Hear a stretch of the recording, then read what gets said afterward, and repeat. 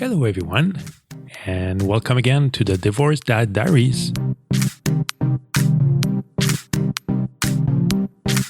And I'm your host, Stéphane Jutras. So, before I start, I would love to thank everyone who's been listening to my podcast and supporting it. It's been really great. Like I said in the previous episode, I see that you all more and more every week. So it's very encouraging and it's very fun for me. And also I had the pleasure of having a few emails again from you all out there, and always appreciated those. So please keep them coming.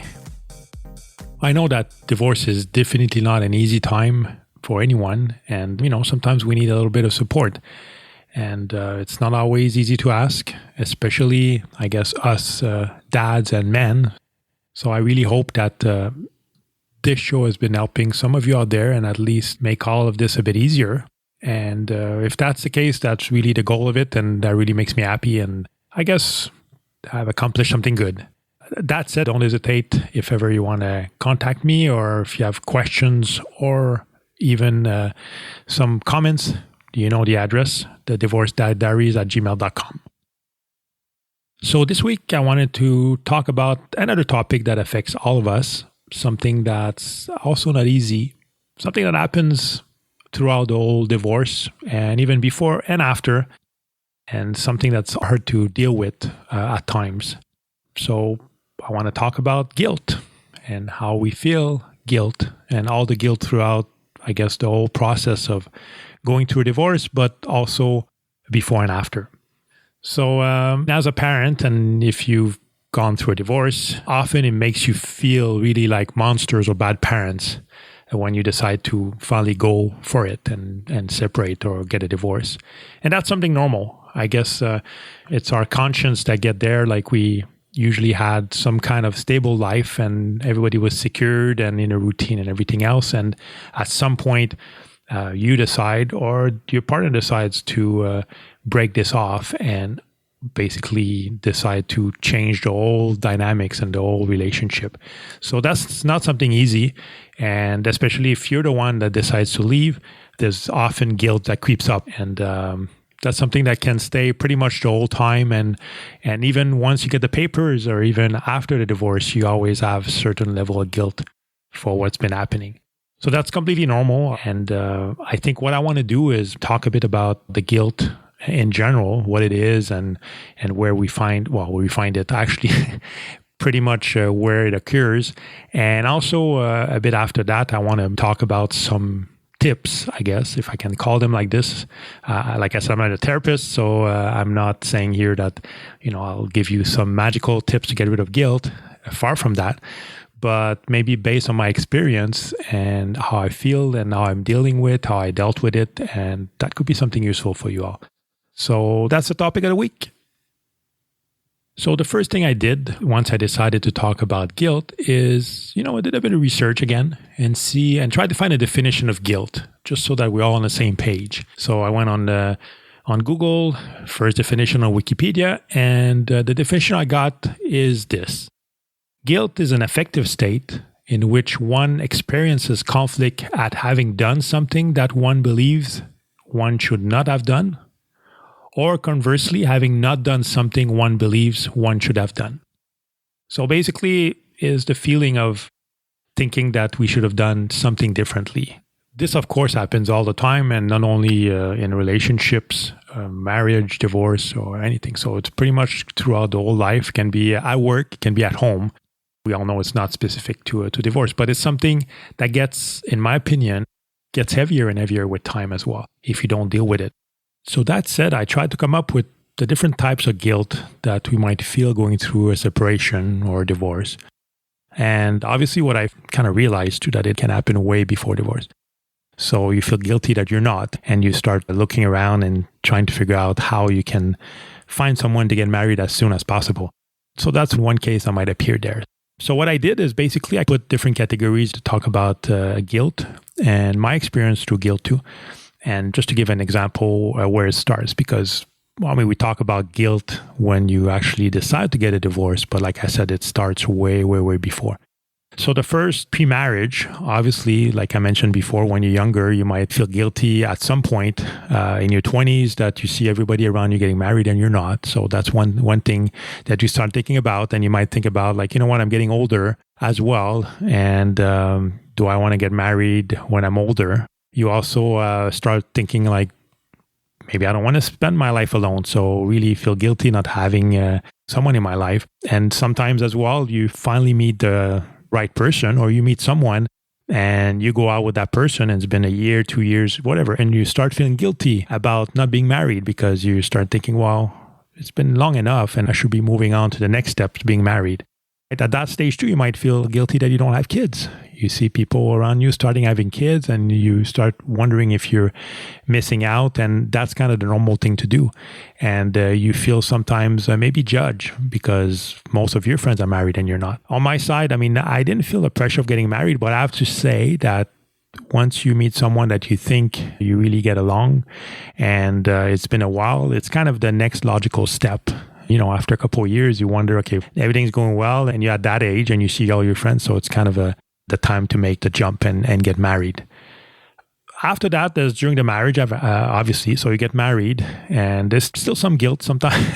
You feel guilty that you got married actually. And maybe you say, you know what, I was maybe pressured or I pressured myself or, I looked around and maybe I should have waited a little bit more.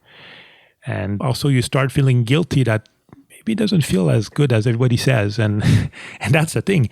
I know on my side, you kind of see your friends getting married, everybody's happy and everything else. And you see that big day, you go to a big wedding and everybody's laughing and it's like the perfect day, right? So you imagine all this in your head. And once you get married and everything is done, and even the day of, you kind of realize like, well, should I feel that way? Maybe, I don't know, it doesn't maybe feel as good as everybody is saying.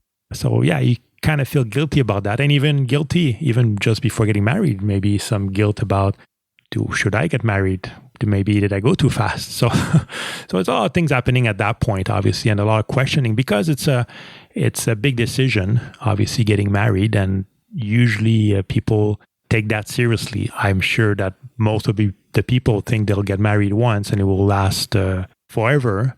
I would assume that's the case because I'm thinking, why get married if you think it will last just a couple of years and you move the next time? So I guess there's a lot of expectation. And I remember that too.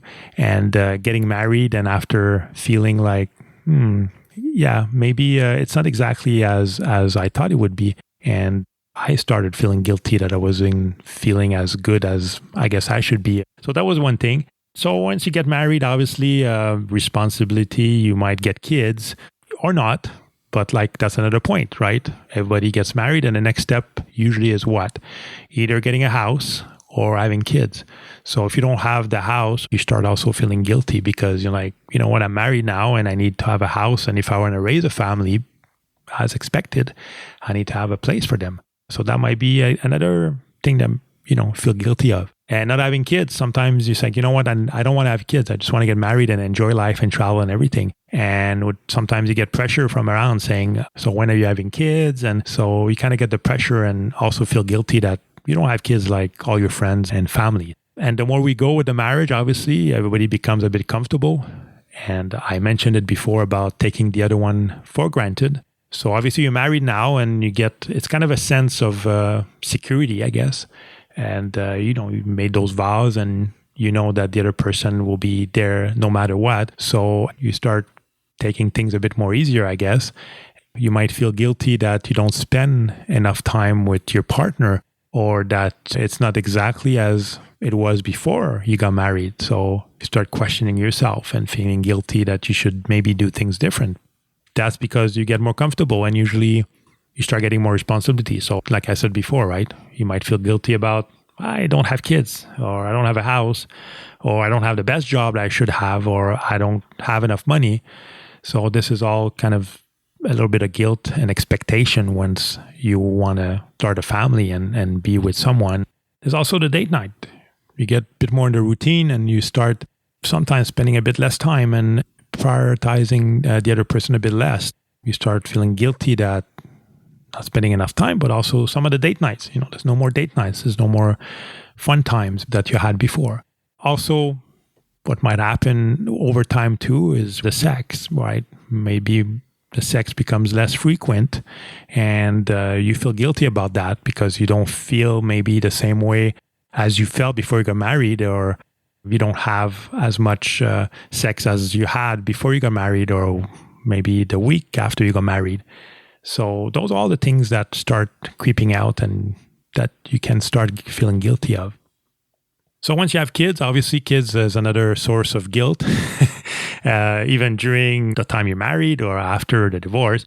But once you have kids, it's another level of guilt that might start creeping up.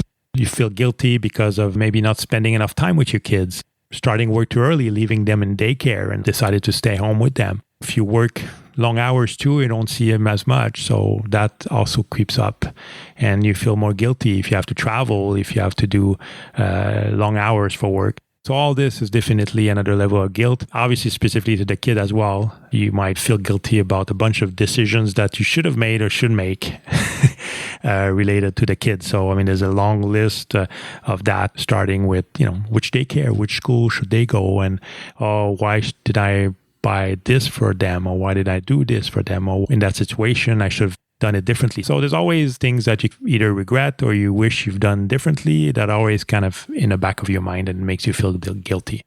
So that's pretty much during the whole time. Could start before getting married, during getting married. And I guess I wouldn't say it's something normal, but everybody feels some degree of guilt, I assume. Maybe not everyone. And I would like to hear about people that maybe that have zero guilt about anything. That could be interesting. I'm going with the assumption that most of the people have at least certain level of guilt. So after years and years and years of things maybe not working out and you make your decision to separate, there's another level of guilt at that point. You start feeling guilty because you decide you don't want to keep going and you decide to put an end to the marriage. And you right away, at least on my side, the guilt started to settle in because at that time, you're guilty because you feel like you want to leave and you shouldn't feel that way. And you feel it's kind of your fault in a way. And you feel maybe that you didn't try hard enough, long enough. So that's kind of the guilt that creeps up as well. If you do a separation, you go to mediation and mediation doesn't work. And sometimes there's like conflicts as well. And it's a long process to get separated and get divorced. So that as well, you think back and say, I wish it would have been differently. And maybe you start feeling guilty about the way that you handled the whole thing. So that's something definitely that can happen. I think one of the major points, the major thing that made me feel guilty is putting yourself first. And I think I mentioned it before, right? You always feel like a bit selfish because at the end of the day, you kind of putting yourself above your partner or your kids. If you're the one that obviously decided to leave. But even if you're not the one that decided to leave, when all that goes, you might feel guilty that maybe I should have done things differently. And you start thinking back and feeling guilty about things that you've done or you didn't do. So that's the biggest thing. And I know for me, it was, like I mentioned in previous episodes, it was a common decision. But at the same time, it was kind of one of the first time that I decided to put myself above the rest of the family as well. And that was tough because you start looking at other people are impacted, the kids are impacted, and basically the life that you have as you know it is impacted. So it will never be the same after that. Definitely, that's probably one of the biggest guilt that I felt, I guess, probably in my life. And that one is hard to let go because, again, the first reaction is you're a selfish person. And sometimes people will say that too, or will think that too. You're kind of selfish person to have left your family or to have decided to get a divorce or do anything on that front. So that's a big one.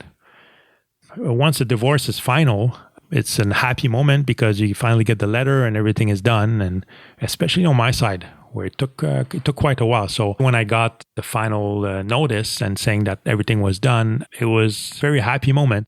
But again, it's a happy moment, but at the same time, it's kind of weird. I started feeling guilty as well. So you get that kind of joy and guilt kind of mixed up together. It seems that guilt never goes away, whatever happens. So I remember, and people ask me sometimes, and I think in one other interview, I was asked, when you got a divorce, did you do this big party or was it like this big thing? And I'm like, no, you know what? I got it. And yes, I was happy because finally it was over, I guess, and we could kind of put that behind. But at the same time, start thinking back and yeah, feeling not that happy and a bit guilty about all those years and about everything that happened and start to think if things could have been different and things like that. So definitely it's mixed emotions once a divorce is final. Then after the divorce, I mean, you still feel guilty. It's been a couple of years now, and I guess the guilt slowly kind of goes away, but still you start thinking about what if? Did I make the right decision? Now I'm here in my life and I'm happy. I can say that I'm happy. But you start thinking and feeling guilty that maybe you didn't do things different ways to make it work. Maybe you didn't try hard enough, or maybe you tried too hard, or maybe you didn't try everything before deciding to get divorced. You start feeling guilty about that. The wasted time as well. Sometimes you think, all the times that was wasted during the divorce, you feel guilty about that because it's time you'll never get back, and maybe it could have been done differently. I like to think that I tried everything I could to do it differently, but again, you always have that thought that what if? As well, obviously, after the divorce, the kids, like I mentioned, I have a few episodes on that. The kids are impacted, and you always feel a bit guilty seeing the kids impacted. They have to go from one house to the other, and so it adds up a lot of other responsibilities and things to do for the kids. And sometimes you say, well, you feel kind of guilty that you kind of put that upon them indirectly. So as well, after the divorce, you become a single parent, especially if you have kids. And you start feeling guilty pretty much about everything you do and everything you don't do. So I think that's a common parent thing, right? You do things, and at the end of the day, you still wonder if that was the right thing or not. And there's no right or wrong answer at that point. Whatever you do, you feel guilty. So that's where you kind of learn. I think one of the things you learn after a little while. You also, after divorce, you start one of the biggest guilt as well is putting yourself first and doing things for yourself, which you might not have done a lot before. And that was one thing. We have kids, but sometimes, you want to enjoy life a little bit and you want to go out, you want to go with friends, and you start feeling guilty doing that. And as well, wanting to have someone in your life, right? That's another thing too. You kind of feel guilty and you talk with your kids and feel guilty that you want someone else in your life. And why isn't the way we are now enough, right? So that's one thing that kind of creeps up. That's basically kind of all the types of guilt, as you can see, that we have during the marriage, separation, and even before. And I was just a bit curious. So, looking through that and made me realize that have way too much guilt on those shoulders. And that is why a lot of people are depressed, and it's hard to go through. And that was also why it was hard for me as well. And as you know, I love research and data and numbers. So I was just checking on the internet what was available. And there was a research that was interesting, a study that was made to see if divorced parents experience more guilt than married parents. So basically, is divorce kind of adding more guilt than if you're married? So it was just kind of fun. And I found that study and I read a bit about it, and it was a pretty detailed study. And what I'll do, I'll put it in the show notes as well if you're interested to go see. It's very well done, pretty extensive too, a lot of numbers and data. Basically what they tried to prove, at least the results of that study, was that, yeah, definitely the divorced parents have more feeling of guilt towards their children than married parents. And it's significant too in size. And it looks as well that feeling kind of persists when parents and children are older. So it doesn't seem like the guilt is going away. I guess what we do is kind of try to find different ways to cope with it a little bit, different mechanism to cope with it. But I think that study is right on that one. I don't think it ever goes away. I don't think you ever kind of let that guilt away and just feel great about what's been happening. I think you just find a way to manage it and just go forward. So all that said, and all those examples that I'm sure most of you, if not all of you, experience at some point, how do you get rid of that guilt? I mean, it's one of the questions that I always ask myself and read, and obviously there's no magical recipe, but I was kind of reading and trying to figure out how to get rid of that guilt. So there's a few points that actually help me deal with that guilt. The first one, I realize, and people will always have opinions, and that's okay. What they think about your story, what they think about what happened, what they think about how you are and what you're doing. People always have basically opinions on that. So there's nothing you can do about that. The only thing you can tell yourself is that those people were not in your shoes. They don't know what happened. They don't know all the details, and some might know a lot of it, but still, they're not in your shoes and they're not in your brain. So basically, you shouldn't feel guilty about that because they might just give their opinion based on what they say, but it's not based on all the years and everything that's been happening there. So definitely, that's one thing that's important to notice.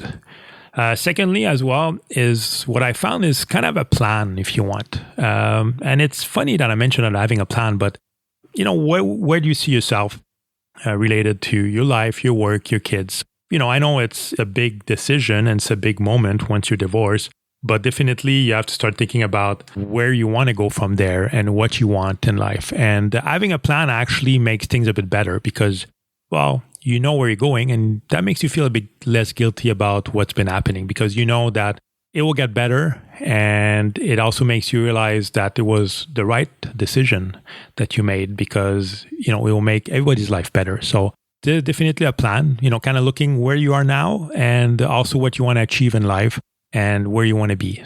That's something that actually helped me on that front.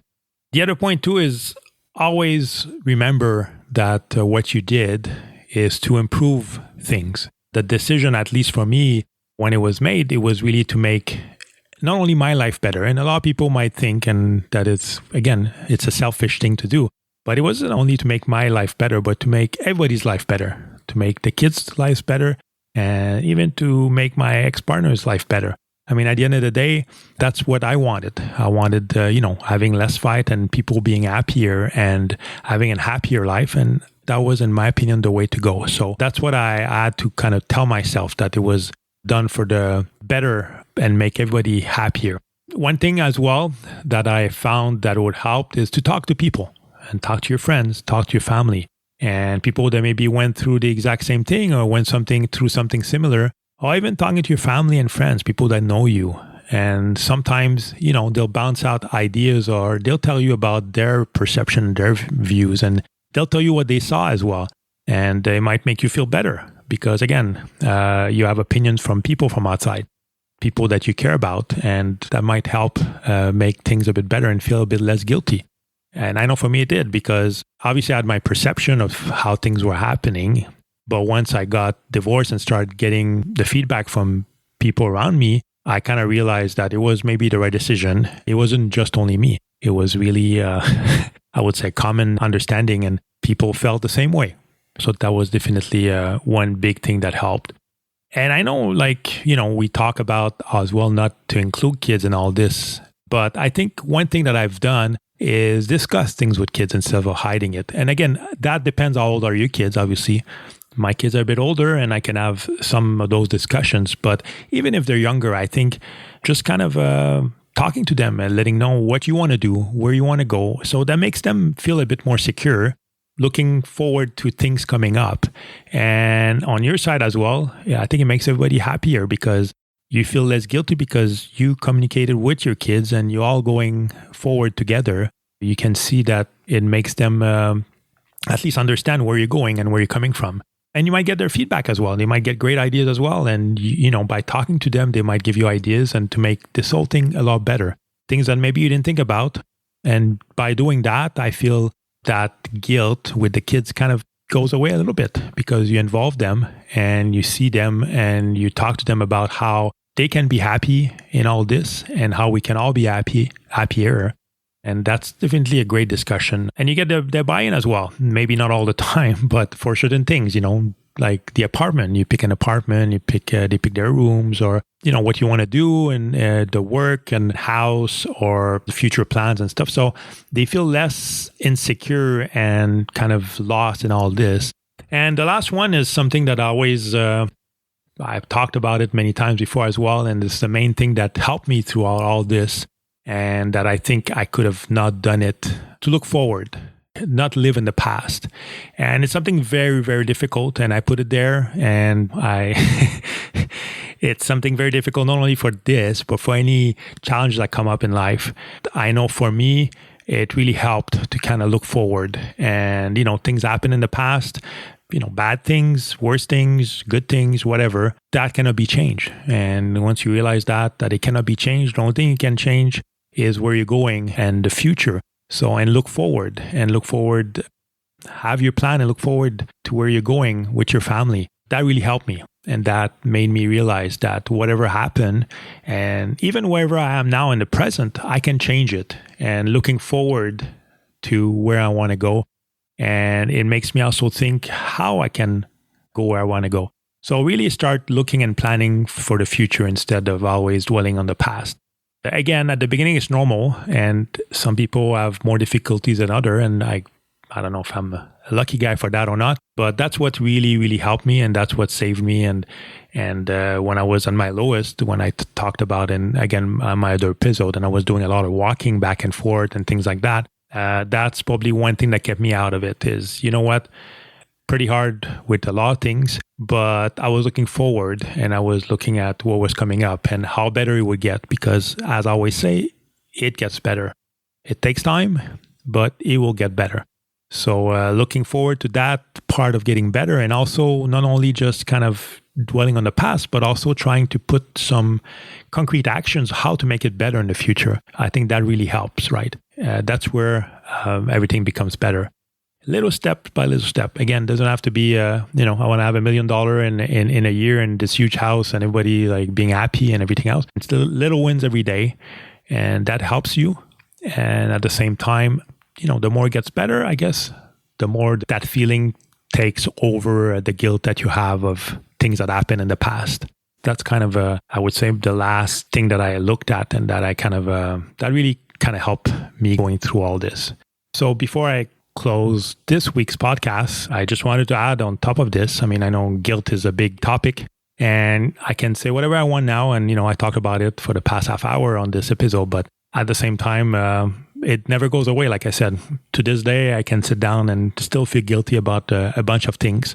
But the difference is happiness and seeing where I am, and the journey that from the divorce to where I am today, and how happier I am and how happier the kids are and how happier everybody is, that guilt kind of slowly fades away and is replaced by happiness and new happy moment, and also plans in the future, and just being excited for what's coming up. So that's kind of something great.